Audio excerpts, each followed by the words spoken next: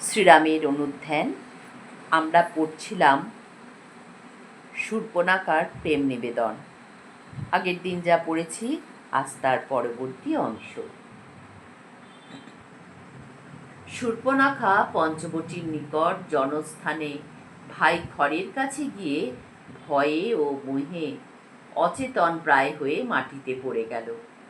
শূর্পণখার বিরূপ ও রক্তাক্ত দেহ দেখে খর অত্যন্ত ক্রুদ্ধ হয়ে জিজ্ঞাসা করল, ওঠো, মোহ ত্যাগ করে বলো, কে তোমার এই দশা করেছে? দেব, ঋষি, গন্ধর্ব প্রভৃতির মধ্যে কার এমন শক্তি যে তোমাকে বিরূপা করেছে? তুমি বলো, কে এই দুর্বিনীত যে এই বনে প্রবেশ করে তোমাকে নিগৃহীত করেছে? শূর্পণখা তখন অত্যন্ত ক্রুদ্ধ হয়ে কাঁদতে কাঁদতে খরকে রাম, সীতা, লক্ষ্মণের বর্ণনা দিয়ে বলল, রাম ও লক্ষ্মণ নামে দুই ভাই, দশরথের পুত্র। তারা জিতেন্দ্রীয়, তপস্বীর মতো এই বনে বাস করছে। তারা বয়সে তরুণ, রূপবান, সুকুমার, মহাবলশালী, পদ্মের মতো বিশাল নয়ন যুগল, চির এবং কৃষ্ণ মৃগের চর্ম পরিধান করেছে। তাদের রাজোচিত লক্ষণসমূহ দেখে বুঝতে পারছি না তারা দেব কি দানব। তাদের সাথে শালাঙ্কারা এক রূপবতী রমণী রয়েছে। সেই রমণীর জন্য দুই ভাই মিলে আমার এই দুর্দশা করেছে। যুদ্ধে সেই কুটিলা রমণীর সাথে তারা নিহত হলে আমি তাদের রক্ত পান করতে ইচ্ছা করি। তুমি আমার এই ইচ্ছা পূরণ করো। শূর্পণখার কথা শুনে খর 14 জন অতি বলবান রাক্ষসকে আদেশ করল। চিরবসন পরিহিত শস্ত্রধারী 2 জন মানুষ এক স্ত্রীলোকের সাথে এই বনে এসেছে। তোমরা গিয়ে তাদের বধ করো।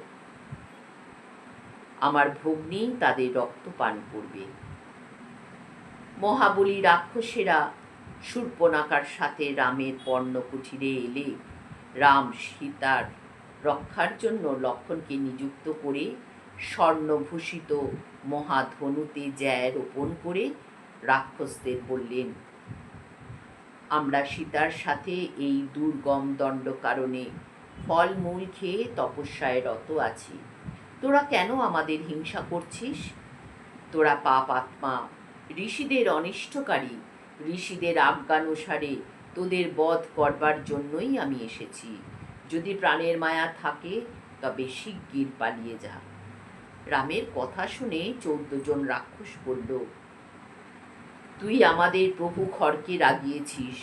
তুই একাকী আর আমরা অনেক। যুদ্ধ করা দূরে থাক, আমাদের সামনে তুই দাঁড়াতেই পারবি না।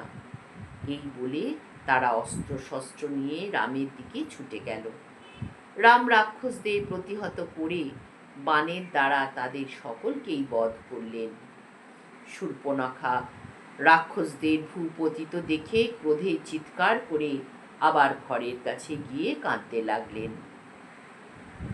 আজ এই পর্যন্ত। আগামীকাল আবার পড়ব খর দূষণের সাথে রামের যুদ্ধ। হরি ওম তৎসৎ।